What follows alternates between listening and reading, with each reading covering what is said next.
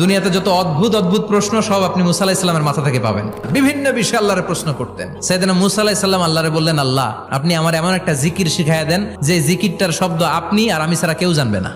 দিনে রাতে সব সময় এই জিকির আমি করব, আপনারে ডাকবো, কিন্তু শর্ত হলো এই জিকিরটা জানবে শুধু আপনি আর জানবো শুধু আমি। আল্লাহ বললেন, মুসা পড়ো লা ইলাহা ইল্লাল্লাহ।